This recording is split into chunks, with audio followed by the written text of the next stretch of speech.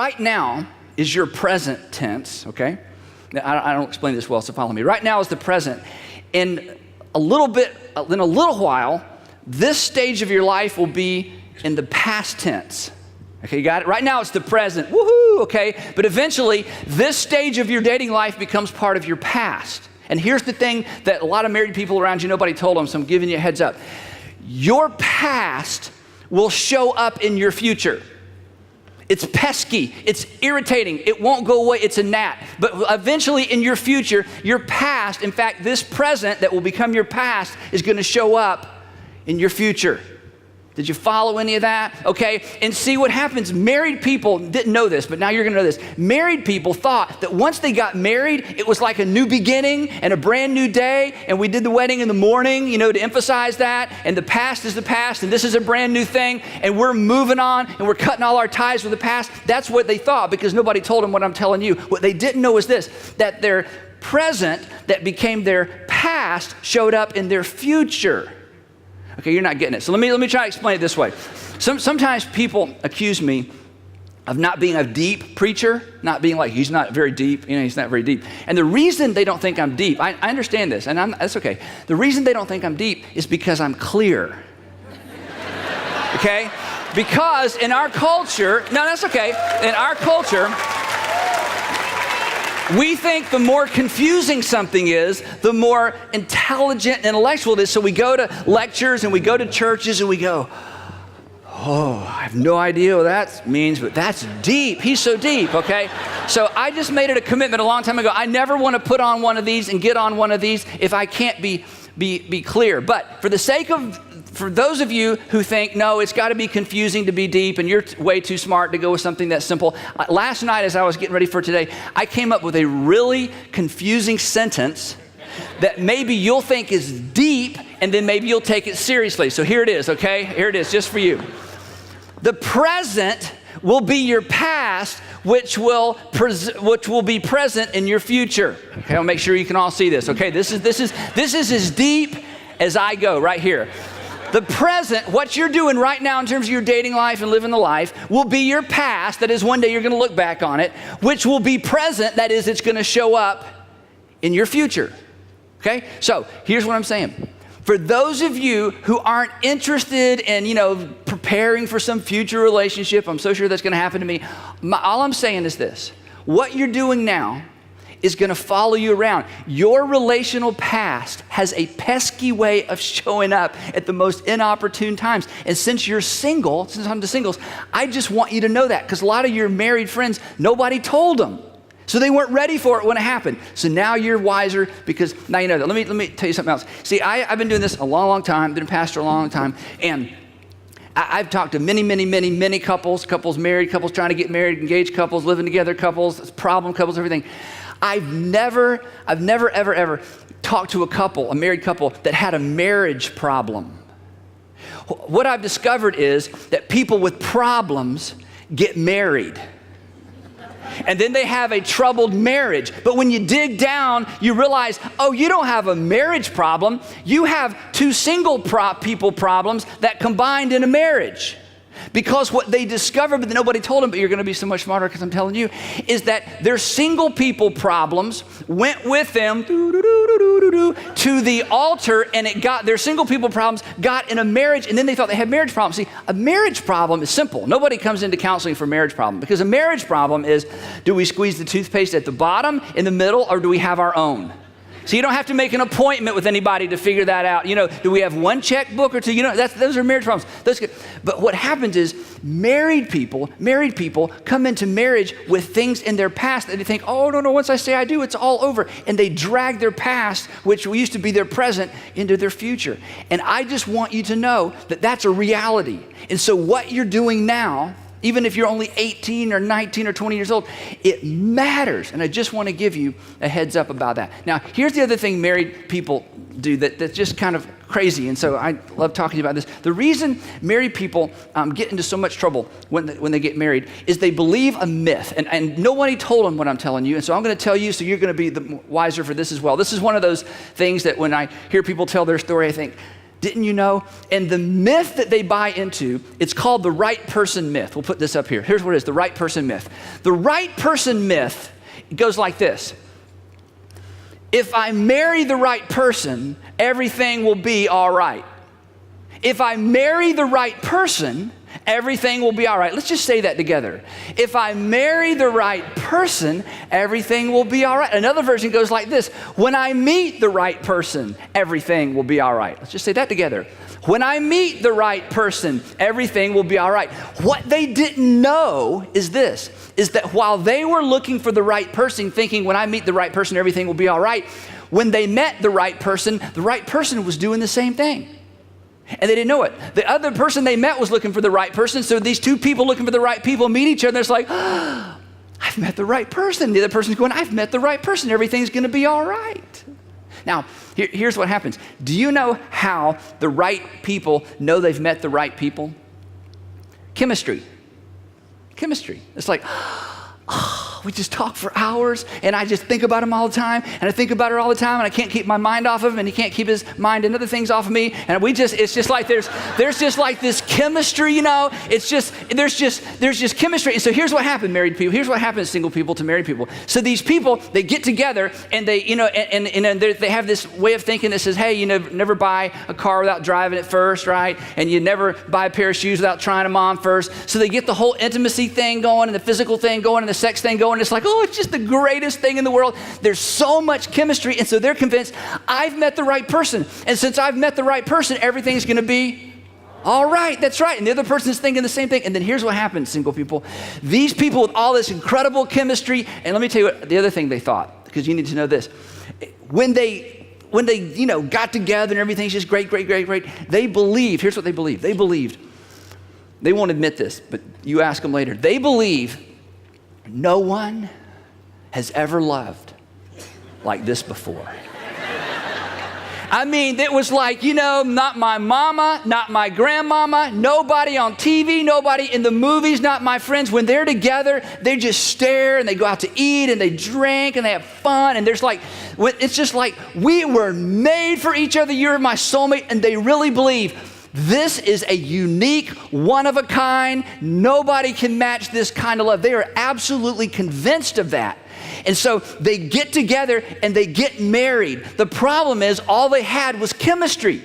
They didn't know very much about relationship because they thought if I meet the right person, I don't have to be good at relationship. They're going to be good at relationship. That's why they're the right person. I don't have to like be patient because she's never going to do anything that's going to make me have to be patient, right? So they get together, and guess what happens, single people? You need to know this. This heads up. You're going to be so much smarter. They get together, and then they get married. And then they have problems. Guess what kind of problems they have? Not chemistry problems. They have relationship problems because they're in a relationship. And they didn't do anything to prepare for the relationship. They just thought love will keep us alive. You know, they just thought the passion is enough. And so you know what happens? They get into this relationship and all of a sudden there's trouble. And guess what starts to suffer? The chemistry. And where it's been so passionate and so sexual and so awesome, suddenly that part of the relationship begins to die. And the guy's really confused because the guy thinks, well, if we have more sex, that'll fix it. Because guys think like sex is a wrench. Hey, we can fix it. You know, that's what guys think, okay?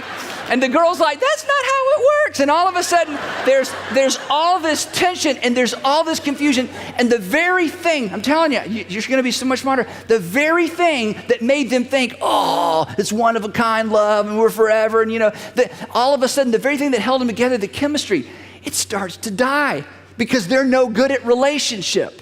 Because they thought it was the right person myth. If I meet the right person, everything's going to be all right. So then somebody in the relationship, generally the woman, gets the bright idea.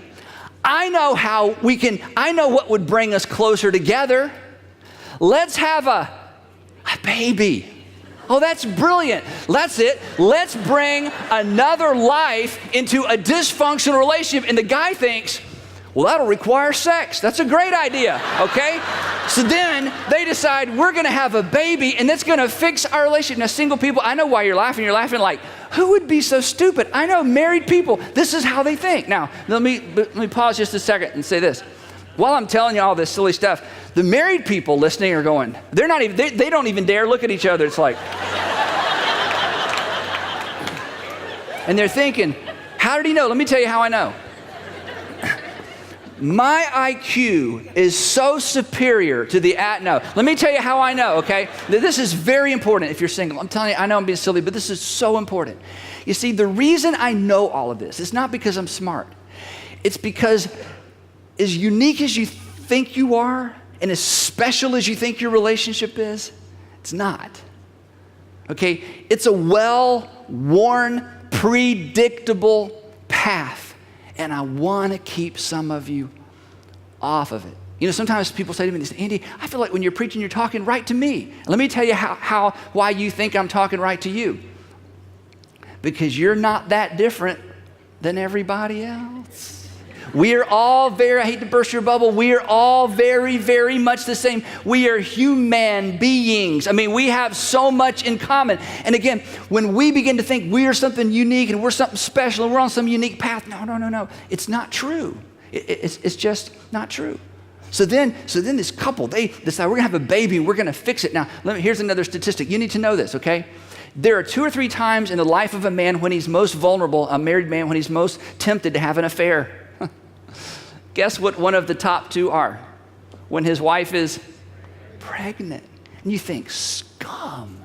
Who would go out and have an affair when his wife's pregnant trying to fix the relationship?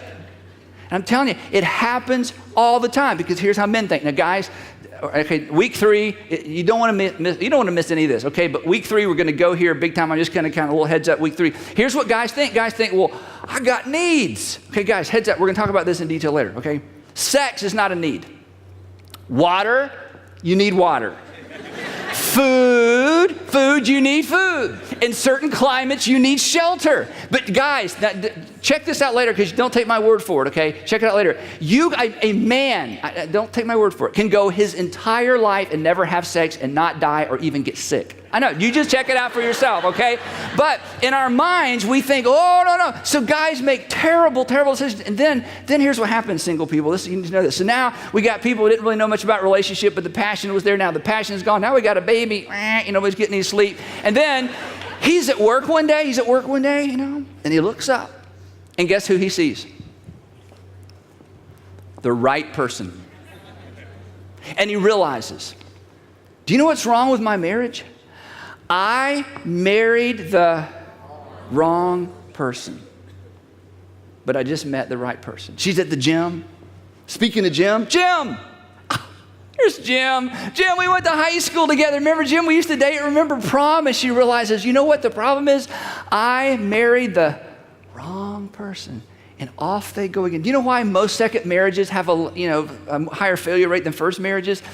Single people, you need to know this. Because married people are kind of stupid. Because they do the very same thing again, expecting different results. Because they buy into the right person myth.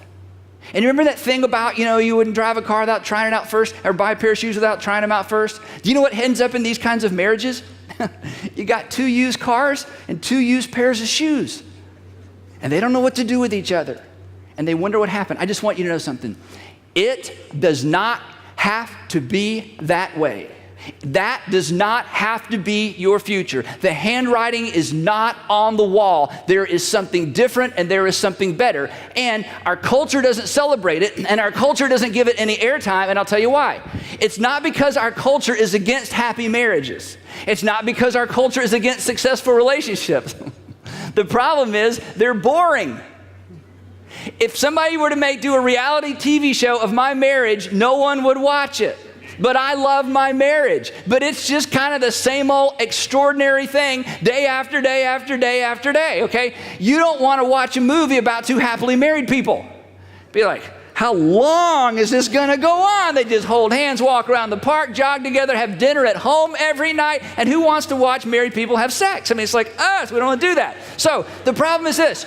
The great marriages and the great relationships, it gets no airplay because honestly, it's just not that entertaining. So of course our culture that's so entertainment crazy, and I'm not against that, our culture of course highlights all the trouble and all the drama and all the affairs and all the junk. And if you want to entertain yourself with that, that's absolutely fine. But please, single people, do not believe for a minute that any of that reflects reality. And you, I'd never buy into that, but I'm telling you, if you date with the mindset of if I find the right person, the right things will happen. If I date the right person, if I meet the right person, everything will be all right.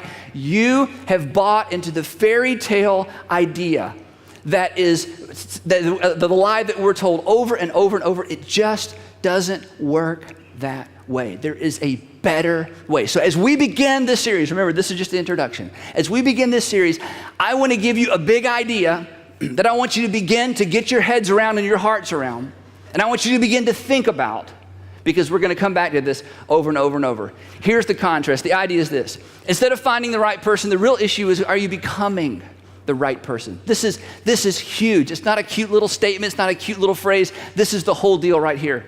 This is what nobody told you. This is what nobody told most married people. This is why they date the way they did. It's why they do the things they do. It's why they wake up on the other side of marriage or wake up on the other side of a long-term relationship and go, what happened to the passion? You know, what happened to the pizzazz? You know, what happened to the fire? What happened to the fuel? You know, what happened to all the great stuff? Why are we like roommates?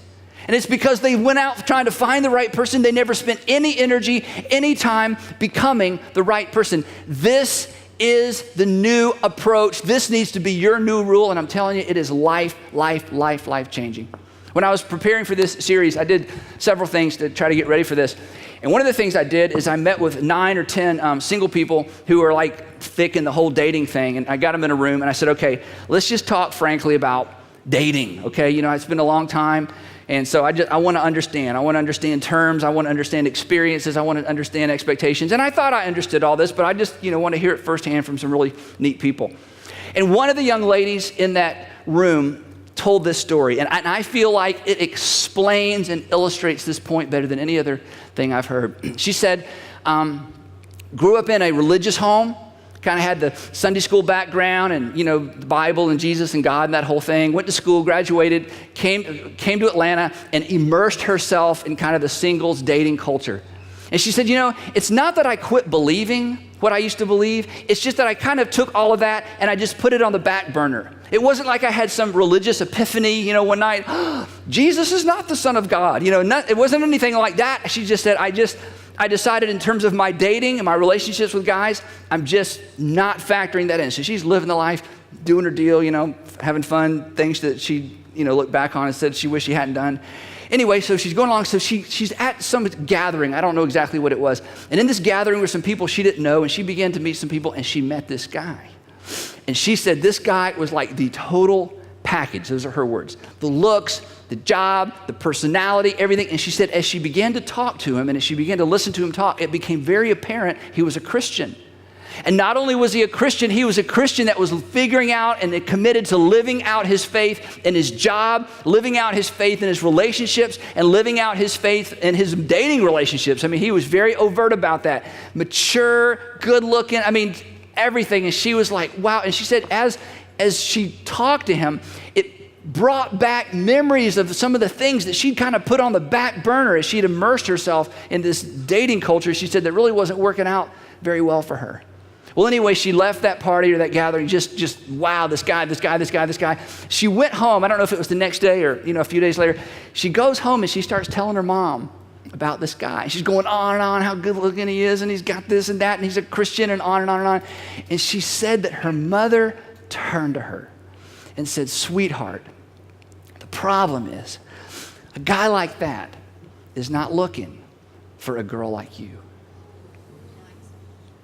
She said she literally fell to the floor in a puddle of tears. And she cried and she cried and she cried because she knew her mom was exactly right. And she said that was a defining moment for her as a single person. A defining moment where she decided, you know what? She's right. That guy that I'm kind of looking for, that I would never admit to myself I'm looking for, he's not looking for somebody like me. She said in that moment, she decided, life change, priorities changing, values changing, friendships changing. I'm going a different direction with my life and how I date. Here's the question I want to leave you with tonight as we wrap this up in just a few minutes. Are you who? Are you who the person you are looking for is looking for? Are you who the person that you're looking for is looking for? In other words, you see, single people, if you were to sit down, you could come up with a list. I want him this way and her this way, and here's what I'd like her to have in her past. I don't want her to have this in her past. Don't want him to have this in his past. Don't want to have this kind of addiction. Don't want him spending his time on this. In other words, you know ideally what you're looking for. The question is, are you who the person you're looking for is looking for? Another way of asking this is this. Are you becoming? Are you being intentional? Are you leaning into? Are you trying to become the person that the person you're looking for is looking for? Or are you just playing the game of, well, someday I'm going to magically run into, I'm going to magically, mysteriously, providentially just meet the right person. And if I meet the right person, the right things will happen. It just doesn't work that way. It's a myth. That the correct approach, the approach that will serve you so well, is to decide, I'm not just hunting and I'm not just seeking. I am intentionally becoming. I want to be the person that the person I'm looking for is ultimately looking for.